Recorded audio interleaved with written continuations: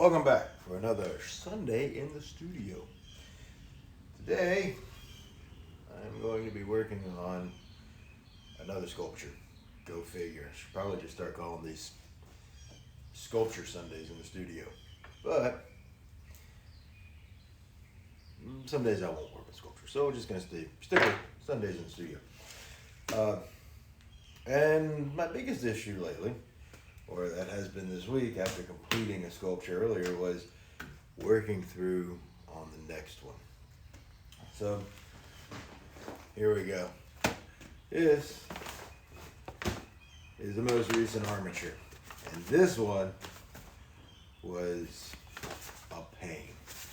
Just a straight up, it's one of those just had to force myself to get through it kind of things. It wasn't that it was a bad sculpture or that it was a bad idea. It was just hard. And you know, we always get to that point of things being difficult, and you just have to work through it. You just have to put your head down and muscle through it sometimes. Because you know, in the end, it'll be worth it, but you get halfway in and you're just like, I want to be done. It doesn't happen often with my sculptures and my artwork, but some days you're just like, I'm tired. Life goes on, lots of extra stresses, just made it more difficult this week to get that armature done. Instead of knocking it out in one session, I ended up doing this one over 4 different sessions. And I wish I could say the sessions were short, but they weren't. They were long. I had to stop and even take breaks in the middle of it just to get to this point of where I can now start taking my slabs, or start making my slabs for my piece. And what I like to do is I like to turn my clay block on its side, wire it off, and then take that section and do a light throw on it to kind of thin it out, make it stretch over the width of my mini slab roller, which I've had this thing for quite a few years, and it's just been really awesome. But I find that to get a good even slab without having to do multiple pulls, and they seem to come out better because it stretches the clay in multiple directions, helps to get rid of that kind of auger memory that the coming out of the pug mills, the giant pug mills they use of the clay. Put it on the slab roller and crank, and crank, and crank. But because I made it nice and thin, I don't have to really crank that hard because it goes right through. It's pretty close. Roll it back, peel it up, slide my piece out, find whatever I did with my handy dandy fantastic rubber rib. Looks like I'm breaking out my orange one because I can't find my red one. And getting rid of the texture. If you are a slab builder and you're just getting into clay, please do us all a favor. Get rid of the canvas texture. This texture is not pretty. If you're using it on for clothing and you're using the texture to represent cloth, there's a lot better ways to get that cloth look to it. Please take a rib and just get rid of that texture. Look at that. That texture is ugly. Get rid of it, please. I'm begging you. Your glazes aren't gonna look really pretty breaking in these tiny little pieces. If you want texture on your slab, add it. Go out there, find the texture. Because this doesn't look like any clothing I know. I mean, I guess if you're wearing a burlap sack, then yes, this texture created by the canvas of the slab roller worked. But how many people do you see running around wearing a burlap sack? I haven't seen anybody in a burlap sack in years, so Get rid of that texture. Just a rubber rib. You see, it's something I'm passionate about. I'm starting to lose myself there. But get rid of that texture. Make it, smooth it out. You can always add the texture for your piece that will work with your piece. You are not limited to that ugly, I ain't gonna pull no punches, ugly texture. Get rid of it. So if you're fresh, starting out, using a slab roller, get rid of that texture. And there's lots of ways you can do it. They have like new texture mats that are silicone that will just be nice and smooth. You can get texture mats or slab mats that have texture in it, which will give you a nice pretty texture to roll in there. But just get rid of that texture. Now, my slab roller uses masonite boards, which is great, but masonite boards also have a tendency to stick to clay. So I went and I took really fine, all right, it was my old sheets. I don't even know if they're my old sheets. I think I just bought these sheets, but they have a really thin weave and they don't leave a texture appearance on the clay. So I'm able to peel it off, only have to rub out the texture on one side and call it done. And then I stack them up. I put paper in between them, stack them up on top of this nice piece of wood here that I've got. Oh, this is a great piece of wood. I got all kinds of junk wood in here. You use it all the time. But it works great. And then I can slide it inside of a plastic bag, hold my pieces over time, and keep making. Now, I think this one's probably going to take, this particular piece will probably take me about 20 pounds of clay. So I'm going to make myself about 20 pounds of clay slabs. I think I should have been a little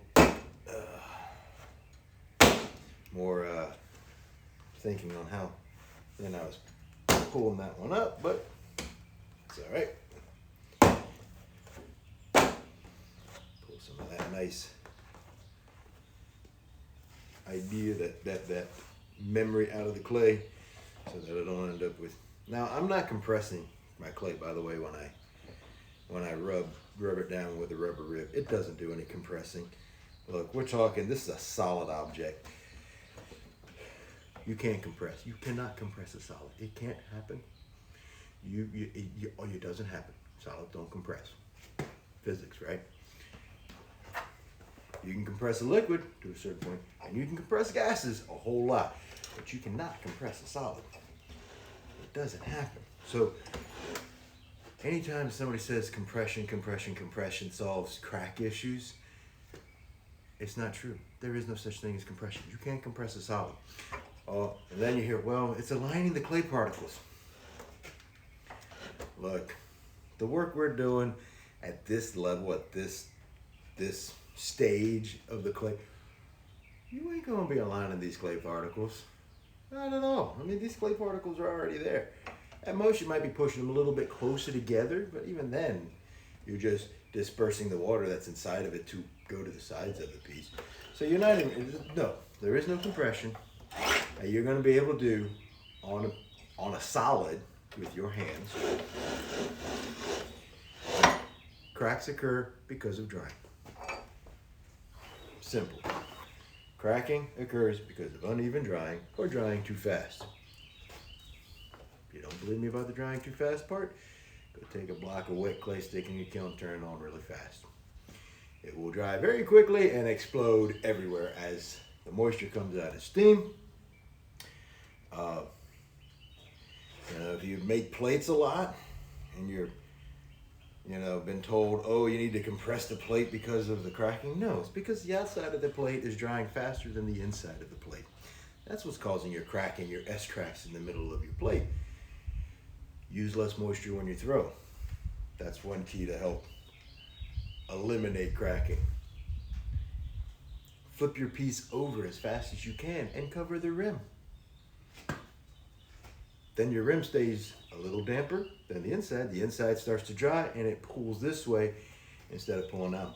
It's actually it's the same reason why you don't see anybody casting bronze sculptures solid. They're only going to be besides the fact of the cost of bronze. But as that bronze goes back from a liquid to a solid, as it cools, it shrinks, it pulls together. Particles get closer together because they're no longer happy and spaced out amongst each other.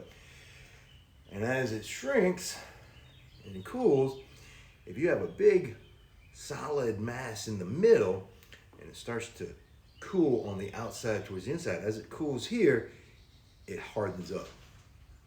This area becomes hard and it pulls from the center, and then your center ends up cracking. It happens in casting of metals. It's the reason why if you look at the Greek sculptures, you go all the way back to the geometric period, there's a reason why they're casting these horses with really tiny bodies, and it wasn't because they didn't know how to represent a horse right. It was because that's what the material allowed them to do, right? They hadn't started doing hollow casting, lost wax casting just yet. So they couldn't have it be. They realized when they casted it, it shrank and it cracked, pulled the piece in half. Same thing's happening to your plates, to your tumblers, to your mugs. If you're getting cracking, even whether you're slab building or throwing on the wheel, if you're getting cracking, it's because drying, improper drying. It's pure and simple, right? So you have to, all I'm doing here, I am not putting any pressure to compress this slab. All I'm doing is removing that ugly texture of the canvas. So if you're told that you have to use a rib on your slabs to compress the clay particles, you've been told wrong. I'm sorry to say it. I hate being that person to break what everybody's told you before, but you've been told wrong. The only reason because you can't compress that clay. Cracks occur in clay because of drying. Uneven drying creates cracks. So if you want your pieces to not crack, dry them slowly. Now that's not talking about cracks where you didn't get a good connection between two pieces of clay. Talk about that at a later date. That's just straight up cracks because of, that occur like in the middle of the piece, not at joints. Cracks that occur at joints is because the memory of the clay wants to peel it apart, or a whole other subject. So, I don't know. It's one of those weeks, it's one of those days. Gotta work and get my guy here. We're kind of close to the same size. All right, he's a little smaller. Finished making my slabs to put on this piece. I've gotten rid of my texture on my two slabs that I've just made. And I haven't compressed the clay any more than I could have compressed it with this slab roller, which really didn't compress the clay, it just forces it out into a different direction. Gotta get a plastic bag. Because I need to put something down in between my slabs so they don't stick together. So yeah, there's a little bit of physics here today. Studio in the Sunday about drying and cracks and compression and making slabs. I did, however, have somebody, a good friend of mine, ask me why I don't throw my wheel, because I am good on the wheel, why I don't throw the parts and then put them together. And I had to explain, well, I have done that before, but with these particular sculptures, it's just easier for me to build it and problem solve it and get the form I want right at the beginning with the armature than to try and wheel throw all the parts and then put them together. Of course, then you gotta wait till they dry. And I can work much faster building on the armature. Armatures might not be for everybody, but they work for me. So, build your armature out of paper.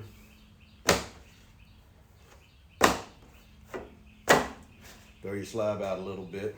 It helps to stretch it and get rid of the the tension in the clay from the auger, because all clay that comes out that's in a bag gets pugged out, and they have augers that push it out. If you don't have a pug mill, that's how they work. Big blades pushing clay through a tiny section to make the clay homogenized and uniform. But it does puts in a situational stress, if you will. So I stretch it out, going back through the steps. Sliced it off, stretched it out. Now I'm going to roll it out again. Oh, this is so much fun, let me tell you. Stretch it out. Big thing about slab roller, watch where your second hand is. Because there's nothing worse than flattening your fingertips on your slab roller. Pull it out, look at it. Look at that ugly look, I'm gonna bring right up to you close. Look, that's ugly texture. That is ugly. Get rid of that texture. Don't leave it. Get rid of it. It doesn't take long. It's not compressing the clay. It's just getting rid of that texture. That's all I'm doing is smoothing it out so I have a good base, a good surface to work from. And then voila.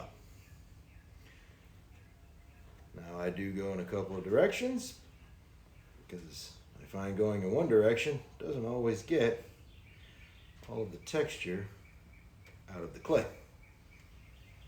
Once it's out, get another plastic bag, cut in half, or a piece of paper, set it in between your slabs.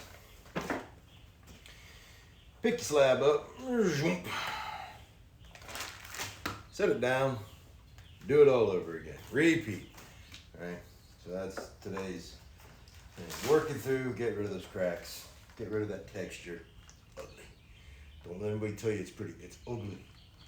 If you want a good texture, study what the texture looks like, and you'll notice cloth doesn't look like that. Right? Clothing doesn't have that texture to it. So look at the clothing. Look at the texture. Matter of fact, if you just give yourself a nice, perfectly smooth piece, but you work in the folds of the cloth, you are going to convince people more so that it's representative of clothing than by having some ugly surface texture on it. Okay? That's, pay attention. Just open your eyes and look around. Pay attention to what's out there. Really concentrate. That really does seem to separate. As I told my art students on Friday, as we were talking about, how they had been successful when they were using colored pencils by having multiple colors to make the overall color, is that, things aren't made from one color. And you see that by looking around. You just have to open your eyes, right? And that separates a lot of good art from bad art, as you can tell when people have just looked at something. But get rid of that texture. Give yourself folds in your clothes. And if you're making cloth, give yourself folds. If you like texture, there are all kinds of texture mats out there. And of course, this is clay, so you can just basically run to go anywhere and you can get things that will impress into your clay. If you see something that looks really cool and you press in the clay and it doesn't look as good, or it's going to be, of course, the reverse of what you see, stab it in the clay, make a stamp out of it, fire it, and then press that into your clay, and you'll actually get an even more original or closer to the original texture that you like, or the pattern that you like. But yeah, so go ahead, get rid of that texture. You're not compressing the clay. You're not doing anything to prevent cracks that way. All you're doing is getting rid of an ugly texture so you can put a really pretty texture on it. A texture that relates to your piece, that looks like it should be there, and not that you, for lack of a better word, we're a little lazy and just didn't feel like doing the extra work. I mean, we go through so much in making pottery, making ceramics, making sculptures. We spend so much time building a piece, and then we gotta fire it, and then we gotta glaze it, and we gotta fire it again. Then sand the bottoms of them if you want them to be nice and pretty, you know, soft in the hand, things of that nature. Don't let this texture hold you. Don't use this texture. There's no reason why you can't go beyond that ugly texture. If you're going through and you're doing all of those other steps, set yourself up for success. Get rid of that ugly texture. And yeah, you'll find that when you do, it just kind of opens up the world of ceramics, of making art a whole lot more. Because now, instead of being told what your piece is going to look like, you get to decide what your piece is going to look like. One of the things that always drives me nuts, I guess it's just going to be a rant day, is when people say, oh, well, that's what I wanted it to, that's what the clay wanted to be. No, clay doesn't have a mind. Clay is it's an inorganic material. It doesn't have a mind. And if it does have a mind, well, then I guess I'm in trouble with clay. But it doesn't have a mind. Clay will do what you want it to do. Now, sometimes certain clays are better suited to what you want to do. Like if you like to raku, you might want to stay away from porcelain because it can't tolerate the thermal shock. You can raku porcelain though. It's doable. And it can be, and raku porcelain can be really, really beautiful. Because you have that stark white, and then you got that carbon trapping that occurs in there. But it doesn't like to be it because of the material itself is really thin particles, really fine particles that are really close together. There's not a lot of space. There's not a lot of freedom in the particles, right? And especially if you're using something like a cone 6 porcelain to raku fire, it's not going to take that kind of thermal shock as well.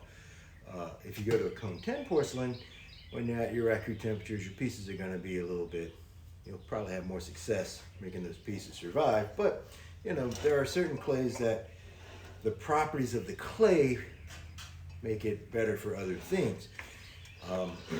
But clay will do what you want it to do. It's not going to tell you what it wants to be on the wheel. If you want it to be a mug, make it a mug. If you want it to be a mug and you throw and, oh no, it becomes a bowl, that wasn't the clay saying, oh, I want to be a bowl today. No, that means you just pulled out more than you pulled up. That's all. So get rid of your texture. Again, clay is going to be what you want it to be. Okay, it's not going to be something, it doesn't set out its life 4.5 million years ago going, I'm a rock today, but in the future, I will be a bowl. Clay doesn't think that, it doesn't think that way. I mean, come on. It started off as a rock, it got weathered, right? It came rolling down the mountains, came rolling down the rivers, it got tumbled, the particles got weathered even more. They got smaller and smaller and smaller, and then they laid on top of each other. And then they got compressed a little bit. Well, they didn't really get compressed. They got pushed closer together because more stuff landed on top of them. And then we dig it up. And we combine it with other pieces from other areas. And are like, ha! I'm now going to make something that, has the properties that I want it to have. That clay didn't set out saying, oh, I want to be a bowl when you wanted it to be a mug. It's just, we made a mistake. Fix it. Take that bowl that was supposed to be a mug, wedge it up, do it again, and this time instead of making sure that you're pulling up instead of pulling out. So, if the clay isn't becoming what you want it to be, what you planned it to be, what you set it out to be, fix it. Start over. It's not going to hurt you, and you'll actually probably end up happier because now your piece is actually what you wanted it to be. So there you go. I think that's my rant for today. Get rid of your texture. Sometimes you're gonna have to really push through to get to where you want. Doesn't always just happen easily. Make the clay do what you want it to do. Choose the right clay for what you want to do, right? If you're making functional wear and you fire at cone 6, excuse me, I had this beer, go get my coffee. Don't go buy a cone 6 to 10 clay body. Go get yourself a straight cone 6 clay body. A cone 6 to 10 clay body is a cone, really and truly, it's about a cone 8 to 9 clay body that's getting sold to you as a 6 to 10. Because I have had 6 to 10 clay bodies bloat at cone 10. Clay manufacturers, they're just marketing. You know, it's easier for them to slap a different number on the box than it is to actually make a different clay that works for it. It's cheaper too. So go get yourself a cone 6 clay body if you're firing to cone 6. It'll say it on the box, cone 6. Then test fire. Make yourself a bar. Fire it. Weigh it. Boil it in water. Pull it out. Weigh it again. See what its vitrification rate is. Try and get it somewhere below 2% if you're making functional wear. If you're making sculptural work, go get a clay body that works for that. Especially if you're new to making sculptural work, go get yourself something that's groggy. That grog is going to make your life a whole lot easier. Paper clay. It's another wonderful kind of, and you can make your own paper clay. You don't have to go buy that stuff. Get a clay body you like, add paper to it. But go get a clay body that works for you. It means you got to test. It means you got to do that legwork. But when you find that clay body that does what you want it to do, that has the properties, let me phrase it, has the properties that you want it to have, you can make it do whatever you want. As I said, you can raku fire porcelain. I don't do that anymore because you end up with a lot of failure rate, but you can do it. You can build functional wear with raku clay. Just got to fire it to the proper temperature. And any clay can be a raku clay. Some are just more suited for it. I love Mr. Woodby. So, you know, go make the clay do what you want it to do, not what it wants to do. Because it's inorganic. It doesn't have a mind. It's just a material. You are the thing that makes it become the artwork, to make it become the coffee mug. You, not the clay. Anyways, I think that's it for today. I'm going to get to slap some clay over here on this this sculpture. I still got to go build a little armature for its head. It's going to have a tiny little head, huge body, tiny little head, because nobody ever sees the fat guy, right? Nobody sees his brain, they only see his body. But go, have fun, be nice, and be creative.